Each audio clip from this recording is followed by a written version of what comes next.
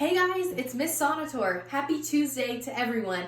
Today I'm in the office inside my house because it was a little bit chilly outside, so I didn't want to be cold. But I'm still here, still very excited to continue on with our Junie B. Jones story. But before we start, always sending you my love. I want to start with a great big hug just to remind you I love you, I care for you, and I'm always here for you. Even when you guys go to first grade, I'll always be there. I want you to stop by and give me a great big hug every day. I'm so excited. All right, so let's continue on with our story. This is Junie B. Jones and her big fat mouth. If you think back to yesterday, to chapters 1 and 2, we learned about room 9 and how they are doing a dress-up day for what you want to be when you grow up. And she didn't really know what she wanted to be, so we will see what Junie B. Jones is up to next. She's always up to something. So let's see active listening as we start chapter 3. Chapter 3 is called Me and My Big Fat Mouth. After school was over, me and my bestest friend named Grace walked to the bus together. Except for that Grace kept on wanting to skip, and I didn't want to skip. How come you don't want to skip? She said. Me and you always skip to the bus. I know, Grace, I said, but today I've got a very big problem inside of my head.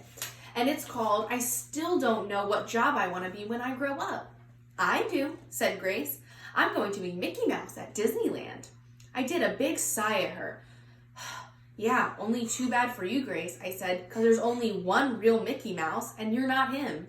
That Grace laughed really hard. Mickey isn't real, silly. He's just a mouse suit with a guy inside, she said.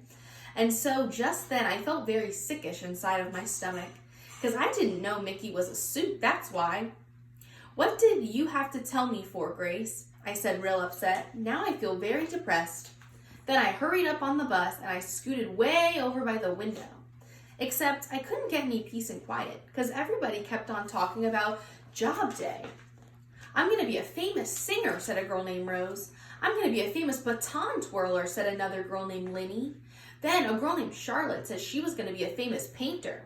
Famous painters are called artists, she explained, and artists are very rich. After that, I felt a little bit cheerier because guess what? Grandma Miller says that I paint beautifully. That's why. Hey, maybe I'll be a famous painter too, I said. I'm going to be a prison guard, said a boy named Roger. My Uncle Roy is a prison guard, and he gets to carry the keys for the entire prison. My mouth did a smile, because one time my dad gave me the key to the front door, and I unlocked it all by myself, and I didn't even need any help. Hey, maybe I might carry keys too, Roger, I said, because I know how to use those things very good. Just then, William raised his hand very bashful. I'm going to be a superhero and save people from danger, he said. And so then I jumped right out of my seat, because that was the best idea of all. Me too, William, I hollered, because that sounds very exciting, I think. And so I'm going to save people from danger too. Just then, that mean Jim jumped up at me. Copycat, copycat, you're just copying everybody else. And anyway, you can't have 3 jobs, you can only have 1. I made a growly face at him. I am just being one job, I said very angry. It's a special kind of job where you paint and you unlock stuff and you save people. So there, ha ha on you. That Jim made a cuckoo sign at me. Cuckoo, he said. Junie B. Jones, there's no such job like that in the whole entire universe.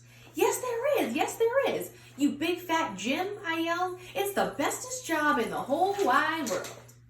He crossed his arms and did a mean smile. Okay, then what's the name of it, he said. Then the bus got very quiet, and everybody kept on waiting and waiting for me to say the name of my job, except for I couldn't think of anything. So my face got very reddish and hottish, and I felt like P.U. again. See, told ya, said that mean Jim. There's no such job. Told ya. After that, I sat down very quiet and I stared out the window.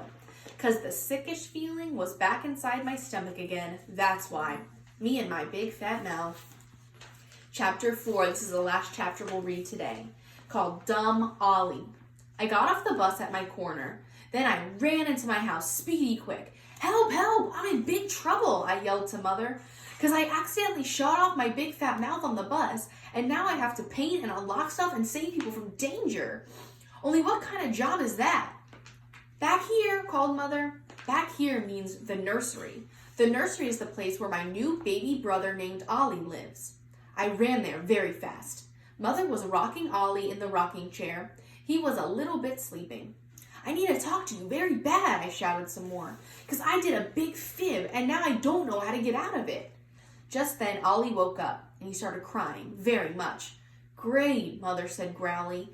Yeah, only sorry, but I'm upset here, I explained. Ollie screeched louder and louder. His voice sounded like a scratchy, sore throat. Mother put him on her lap. Then she rubbed the sides of his forehead with her fingers.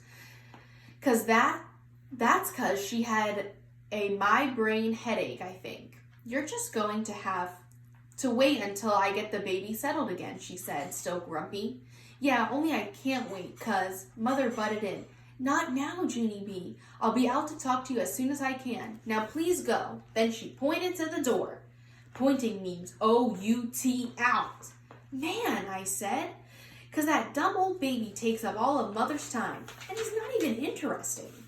He doesn't know how to roll over or sit up or play Chinese checkers. He's a dud, I think. I would like to take him back to the hospital, but Mother said no. After I left the nursery, I went outside in my front yard. Then I sat in the grass all by myself, and I played with a stick and an ant.